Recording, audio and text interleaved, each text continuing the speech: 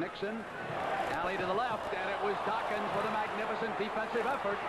And here comes Hollins. Dawkins got a piece on it. Bounce past the cheeks. Reverse. Well, Dawkins just getting up, but it was his defense that triggered that burst and pulled the Sixers to within a point. He's got a lot to pick up. Reeves sends it underneath the Magic. Cheeks fouled in. Take a look at Darryl Dawkins on that block a moment ago that set up a fast break basket for Cheeks. Here's Darryl, perfect timing with the left hand. He knocked the ball away and down with Philadelphia for a score. The guys that can block shots with either hand have the best chance of keeping the ball in play. Why is that, Russ? Because you can get a good angle to hit the ball so you can hit it where you want it. Instead of just, if you have to reach over with your strong hand, it's just a swat, and you just do whatever you can instead of directing it where you want it to go. Jones is short, and Michael Cooper with an offensive rebound and a miss. He has not shot well in the series. Floor length, Julius, Dawkins skied. Dawkins in on Jones, brought it away. Here's Nixon. That'll pick the crowd up in the forum. Nixon dishes Wilkes. Julius, block at the other end. Back-to-back blocks. Here's Hollins. Sixers. Move to Bobby Jones. And the Sixers lead on the strength of that shot. This is great basketball right here in this last couple of minutes. They are really going after each other. Here's some of that last play a moment ago. You think they're not after it? Watch this block. Here comes Coop. Block the shot of Dawkins. On any other way, it's Nixon down the middle. He'll dish left to Wilkes, and watch this block by the doctor. Julius Erving. Super defense. Right back with it was Lionel Hollins. Into Kareem. That's 20 points. Half off to a pretty good start of the Lakers' production, and perhaps too good because of your point of lack of movement. But look at that turnover stat. Well, the thing you got to look at, he's got 20 points already, and they're only 1 point up. Cooper into the middle. Dawkins was there. Hollins yanks it down. He intimidated him all the way on that play. Good play by Dawkins. Off to the doctor. Offensive foul as Bobby Jones released. He crashed into Jones. Take another look at it. Here's Bobby coming from the left. Watch Jones set up. Good defense. Took the blow head on, and down he went. Charging foul, Bobby Jones. You know, you might think with all these charging fouls and all these block shots, they're playing good defense. I think the offense is out of control rather than good defense. The guys are not playing under control right now. It's a combination of things. They're having to push hard to get things done. Technical foul goes against Billy C. and the Sixers. Norm Nixon will shoot it for the Lakers. Notice one thing on the Philadelphia offense a couple of plays ago when they cleared it for Julius Erving. He went one-on-one, and Kareem was in the back, switched over, and forced him to miss that shot. You may see more of that if they go one-on-one. Russ, what do you think of Billy C.'s coaching in this series? I think he's doing a great job, and that technical foul might help his team. A lot of coaches, sometimes the older coaches, use a technical foul to get their team steamed up. Just say, you know, like those guys are tricking on them. Nixon had that body reaction that you were talking about on that shot, and the Lakers are up 43-39, a 4-point difference. That's his favorite spot, right top of the key with that jumper. Dawkins double team, drawing all kinds of company. Hollins moves to the open man. They'll let Bibby shoot until he hits a couple of them, and then they'll get honest. Nixon comes right back for Los Angeles, and Hollins is there. And here's Magic coming in left side. Mix flashed him. Made a good foul in that time, but I'll tell you, Magic looked quickly to see that he didn't pick up another offensive foul. He made a good block. Watch this, but he swatted at the ball, reaching in instead of just keeping his hand up high. He swiped the ball away, and that's where he got caught. I didn't either. I thought he got all ball with it. Tell you the truth, I didn't think there was contact either side that time. Magic comes up to the free throw line. Doesn't matter what we think. That's the reason that he got called for the foul, Brent. When you slap in and reach with your arm extending after you block the ball, it looks like a foul. And a referee, of course, that's a tough call to make. He's on the move now to position. 45-41, Magic contributing at the free throw line. Yes, total of 4, all 4 right there.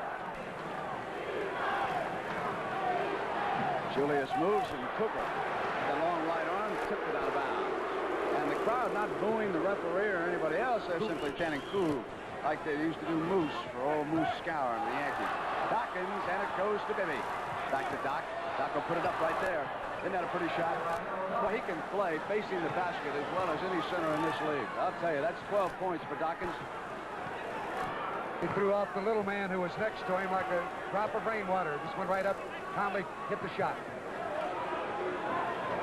Johnson tries to track it down and save it, but apparently he stepped out of bounds and it'll go over. Billy Cunningham going to use a timeout now. One of the old ones. Boy, I love that picture of you in the paper the other day, the old Lakers, you with the crew cut. You didn't like overtime games in New York because you couldn't get out to bright lights soon enough. I didn't know all that about you, Rodney. That's all true. It's off Magic's foot out of bounds. 76ers ball. We've got 2:21 to go first half. 45-43. Lakers over the Sixers. And, of course, we are tied in this NBA World Championship Series. 2 victories apiece. Game 6 will be Friday night at the Spectrum in Philadelphia, 9 p.m. Philadelphia time, or 6 o'clock here on KNXT in Los Angeles. Straight on, Dawkins. Oh, I'll tell you. You notice how he raised up there with both hands, smooth follow through. He felt that one all the way. He knew the ball was going right through the basket. They were making fun of him after the first game in this series in Los Angeles. I doubt they'll do that again. Wilkes. I know that every time that they look to the center, Kareem draws a crowd. He's like a big magnet out there. I think it's working for the 76ers, too. They're staying in this ball game. He's got a lot of points, but the other guys aren't contributing much because of one thing. When they look in there, Philadelphia is dropping everybody in there, closing the middle. There's no room for cutters.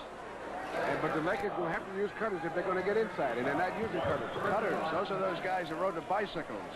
Bloomington, Indiana, right, Russ? Mix throws it back up, and it's taken out by Bibby, and here comes Hollins. Dishes off now Dawkins.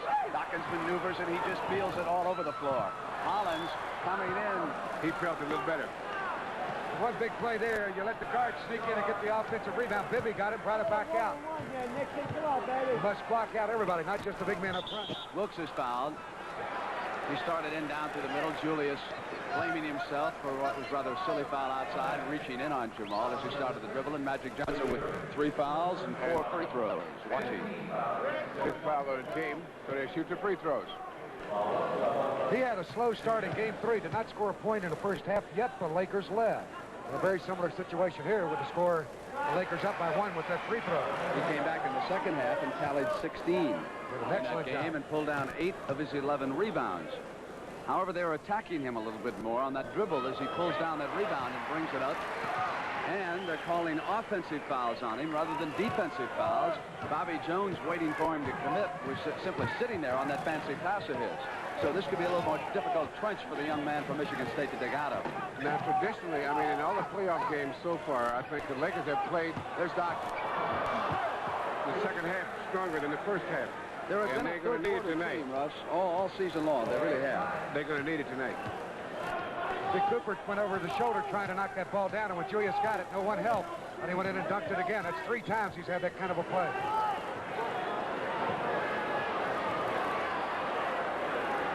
Here's Kareem, went to Cooper, and Cooper was hit by Mix. Now that's what I was talking about, Brent. They're going to have to cut. Now this is Julius. Duck soup for Julius. That was Sid Kareem. That time did not make a move to him, and he was right there, and Julius went right by him and dunked it down. Now Kareem got the ball, and Michael Cooper cut to the basket. That's what I think is going to have to do if they're going to help, because they're not helping Kareem. They're making it more difficult for him to get his shots, because if they're not moving, their guys can step in the waist when Kareem has to take that step for that sky hook. So if they're going to be of any help, they're going to have to cut. A lot more than they have so far, too. Sixers shooting for the lead on this trip. We're down towards 30 seconds here in the first half. 1-point Laker lead. Julius double team. Sends it back. Hollins, they move. Mix and Cooper flying at him, and the Sixers hit it anyway.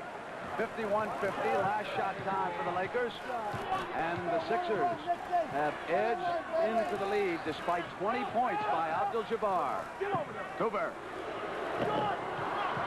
And the Sixers should take a lead at the half in Game 5. Bibby on the follow, and there's the three. Super pass on that play. Big, unselfish play as he laid that ball off to Bibby.